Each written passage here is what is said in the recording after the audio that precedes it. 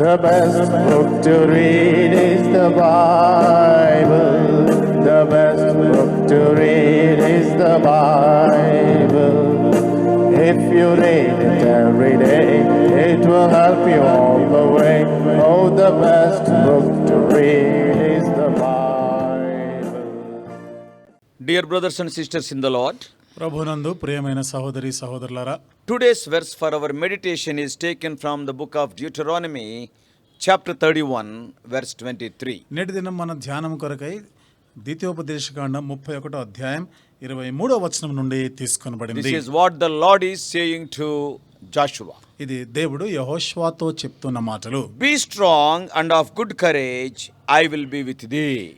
నీవు నిబ్బరము కలిగి ధైర్యముగా నుండుము, నేను నీకు తోడయ్యుందును.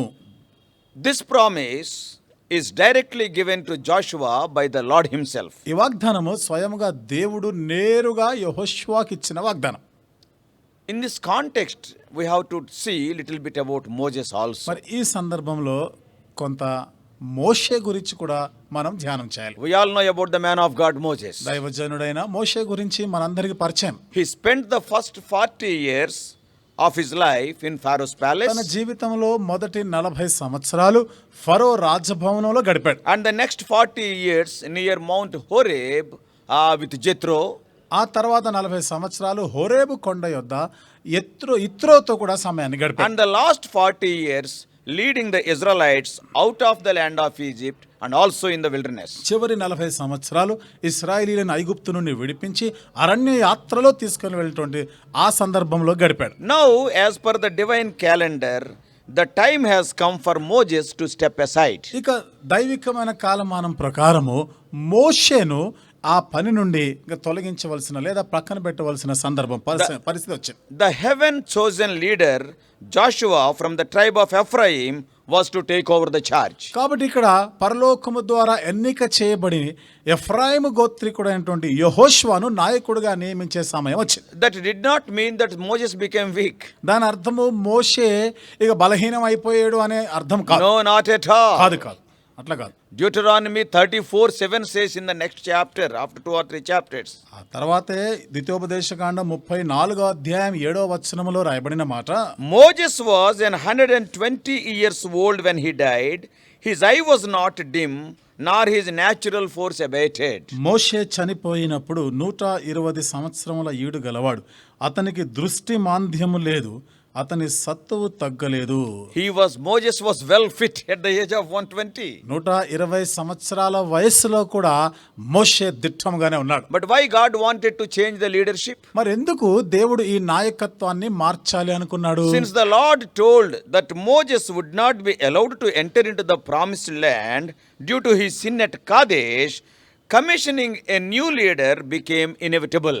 కాదేశులో దేవునికి విరోధమైన పని చేసిన కారణాన్ని బట్టి ఇక నీవు వాగ్దాన దేశమైన కానాన్లోనికి నువ్వు ప్రవేశించవు అని దేవుడు చెప్పిన కారణాన్ని బట్టి ఇక్కడ ఒక కొత్త నాయకుని ఏర్పరచవలసినటువంటి అవసరం వచ్చింది. Now Moses has to die this side of the Jordan. కాబట్టి ఇప్పుడు మోషే యోర్దానికి యువతలనే చనిపోవలసి ఉంది. The time has come for the people to cross the river Jordan and to enter into the promised land. దేవుని ప్రజలైన వారు యోర్దాను నది దాటి కనాను దేశంలో అడుగు పెట్టవలసిన సమయం ఆసన్నమైంది. So they were in need of a new leader. కాబట్టి ఇప్పుడు వాళ్ళకి ఒక కొత్త నాయకుడి యొక్క అవసరత ఏర్పడింది. Of course, the sovereign God uses different people for different jobs in his work. అయితే సార్వభౌముడైనటువంటి దేవుడు తన పనిలో వేర్వేరు ప్రజల్ని వేర్వేరు విధాలుగా వాడుకుంటూ ఉంటాడు. If you see the life of Moses, మోషే జీవితాన్ని గమనిస్తే God used Moses to deliver the Israelites from Egypt. దేవుడు మరి ఈ మోషేని ఇశ్రాయేలు ప్రజలను తన ప్రజల్ని ఐగుప్తు నుండి విడిపించడానికి వాడుకున్నాడు. And also to divide the Red Sea. అంతేకాదు ఎర్ర సముద్రమును విభాగించడానికి వాడుకున్నాడు. And to lead them for 40 years as a father in the wilderness. అరణ్యంలో 40 సంవత్సరాలు ఒక తండ్రిలాగా వారిని నడిపించడానికి కూడా వాడుకున్నాడు. Yeah, God used Moses to get the design of the tabernacle and also to supervise the construction or the making of the tabernacle.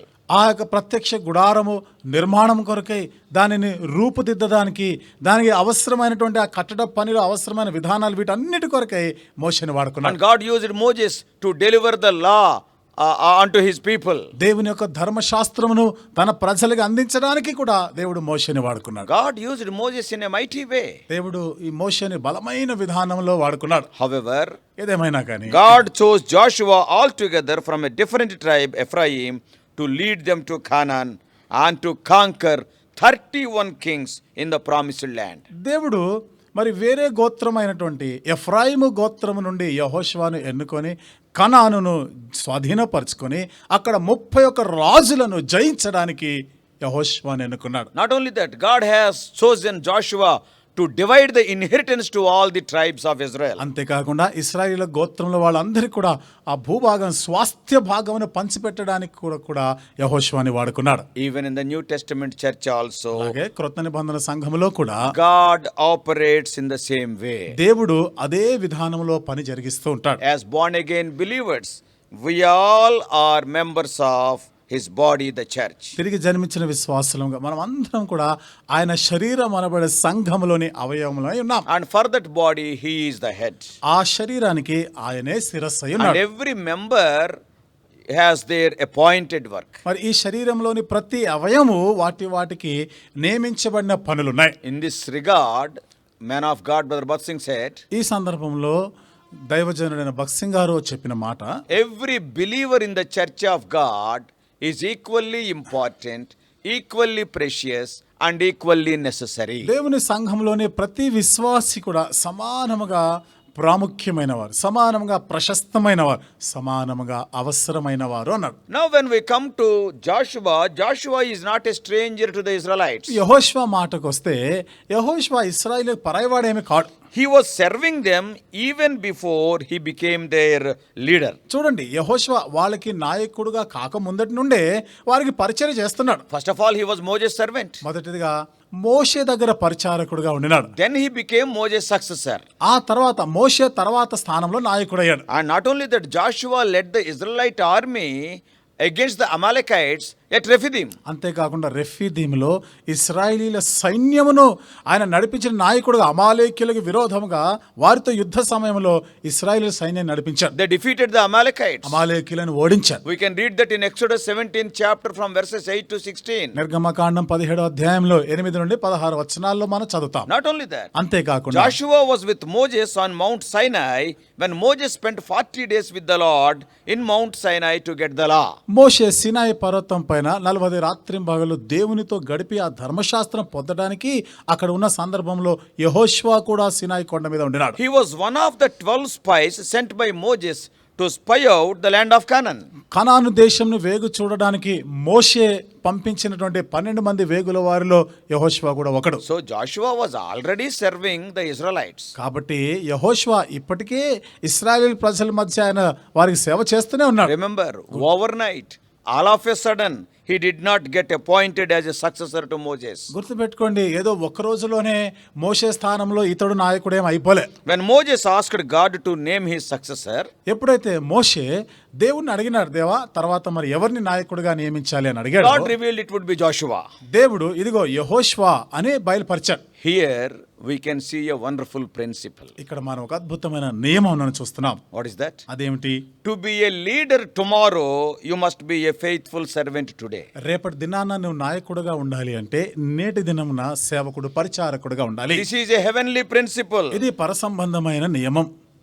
Matthew 25:21 records the words of Jesus. మత్తయి సువార్త 25వ అధ్యాయం 21వ వచనంలో యేసు ప్రభువారు పలికిన మాటలు అక్కడ ఉన్నాయి. Hear carefully. మీరు జాగ్రత్తగా వినండి.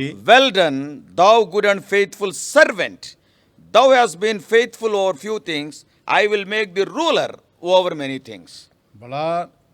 బలా నమ్మకమైన మంచిదాసుడా, నీవు ఈ కొంచెములో నమ్మకముగా ఉంటివి, నిన్ను అనేకమైన వాటి మీద నియమించదను.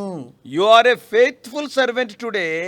Because you are faithful servant, tomorrow you will be a ruler. ఈ దినాన నీవు నమ్మకమైన దాసుడు, గుర్తుపెట్టుకోండి ఆ మాట, దాసుడుగా ఉండినావు కాబట్టి రేపటి దిన భవిష్యత్తులో నిన్ను ఏలువాడిగా చేస్తున్నాను అంటాడు. But today in many places this heavenly spiritual principle is violated, and that's why in so many confusions in the assembly. నేటి దినాన అనేక ప్రాంతాల్లో ఆత్మ సంబంధమైన పర సంబంధమైనటువంటి ఈ నియమాలని ఉల్లంఘించేస్తున్నారు కారణాన్ని బట్టి అనేక రకాల కలవరాలు చోటు చేసుకున్నాయి. In many places, do you know what we are seeing? అనేక ప్రాంతాలు నేటి దినాన్న మనం ఏ పరిస్థితి చూస్తున్నామో తెలుసా? Just a person is the son of the existing servant of God or a relative of the existing servant of God.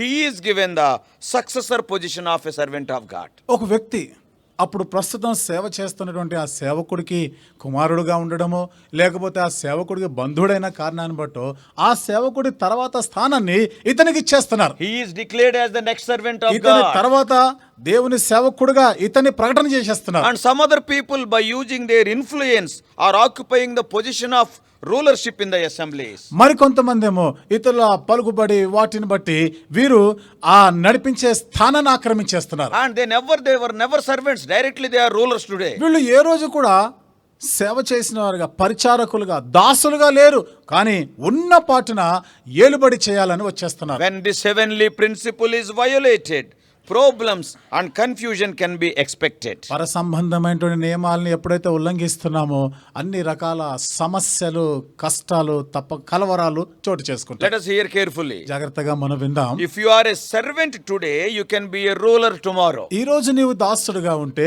రేపటి దినాన్న ఏలుబడి చేసేవాడుగా If you ఉంటావు. are not a servant today, tomorrow you cannot be a ruler, you will be a dictator. ఈ దినాన్న నీవు దాసుడుగా ఉండకపోతే రేపటి దినాన్న నీవు నడిపించే నాయకుడు, పరిపాలకుడు కాదు, కానీ ఒక నియంతగా ఉంటావు. So let us be careful in this regard. కాబట్టి ఈ విషయంలో మనం జాగ్రత్త పడదాం. Finally, చివరిగా Joshua might have been afraid of filling Moses' shoes since because Moses was a unique leader. మోషే అసమానమైన నాయకుడిగా ఉండినాడు కదా, కాబట్టి మోషే స్థానమును భర్తీ చేయాలంటే యెహోషువ ఎంతో భయపడి ఉంటాడు. Yes, Moses was a unique leader. He is a prophet. He is a judge. మోషే అసమానమైనటువంటి నాయకుడు, మోషే ప్రవక్తగా ఉండినాడు, మోషే న్యాయాధిపతిగా కూడా ఉండినాడు. Moreover, leading Israelites is not an easy task. అంతేకాదు ఇశ్రాయేలీలను నడిపించడం అనేది అంత సులువైన పనేమి కాదు. So through our today's promise, we can see God is strengthening Joshua. కాబట్టి నేటి దిన వాగ్దానం నుండి మనం చూస్తున్న సంగతులు దేవుడే యెహోషువను ధైర్యపరుస్తున్నాడు. So before I close, ముగించే ముందు today, are you afraid of shouldering any responsibility in the house of God? నేటి దినాన్న దేవుని ఇంటిలో ఏదైనా మరి భారం, ఏదైనా బాధ్యతలు నీకు అప్పగించబడుతున్నప్పుడు భయపడుతున్నావా? Are you feeling that you are insufficient for it? నేను ఈ పని చేయడానికి సరిపోను, తగినవాడు కాను అనుకుంటున్నావా? I want to let you know, the same God who went before the armies of Israel still helps his people today. Israel సైన్యమునకు ముందు నడిచినటువంటి ఆ దైవం, ఆ దేవుడు ఈనాటికి కూడా నీకు సహాయం చేయబద్దుడై ఉన్నాడు. I am the same yesterday, today and forever. Hebrews 13:5. Hebrew 13:5 ఆయన చెప్పాడు కదా, నేను నిన్న నేడు నిరంతరం ఏకరీతిగా ఉన్నటువంటి దేవుడను. Be not afraid. కాబట్టి ఏమాత్రం భయపడకూడదు. God is with you. దేవుడు నీతో కూడా ఉన్నాడు. His name is Emmanuel, God with us. ఆయన పేరే ఇమ్మానుయేలు, అనగా దేవుడు మనకి తోడు అని అర్థం. May God speak to us more and more during this day and prepare you to shoulder the God-given responsibilities in the coming days. ఈ దినమంతా కూడా దేవుడు మనతోనే ఉంటూ మనకు అప్పగించమంటువంటి ఈ పరిచర్య, ఈ బాధ్యతలన్నిటిలో కూడా రాబో దినాల్లో కూడా మన సక్రమ విధానంలో మనము నిర్వర్తించలాగిన దేవుడు సహాయం చేయనుగా. Today be a servant. కాబట్టి నేటి దినము నువ్వు దాసుడుగా ఉండు. And wait for the day God makes you ruler. In between, don't become a dictator. దేవుడు నిన్ను నాయకుడిగా చేసి ఆ దినము కొరకై కనిపెట్టి వేచి ఉండు. ఈ మధ్యలో నువ్వు నియంతగా మారకు. Yes, today many parents are God's servants, and immediately without any training they want to make their own children as the successors. Problems are arising. నేటి దినాన్న చూడండి, చాలా మంది సేవకులు, తల్లిదండ్రులుగా ఉంటున్నటువంటి సేవకులైన వారు ఒక దినాన్న ఉన్నటువంటి వారి తర్వాత వారి పిల్లలని సేవకులుగా చేసేస్తున్నారు. Heavenly principles are violated. పర సంబంధమైన పరలోకపు నియమాలను ఉల్లంఘించడం. Yes, you get the promise from God. దేవుని యొద్ద నుండి వాగ్దానం పొందాలి. Joshua got the promise, he became a successful leader. యెహోషువ ఆ విధంగా వాగ్దానం పొందినాడు, ఆ తర్వాత విజయవంతమైన నాయకుడిగా ఉండినాడు. Today's promise, Deuteronomy 31:23, read it and be strengthened. నేటి దిన వాగ్దానం ద్వితీయోపదేశకాండం 31వ అధ్యాయం 23వ వచనాన్ని మరలా చదువుకొని బలము పొంది ఉండు.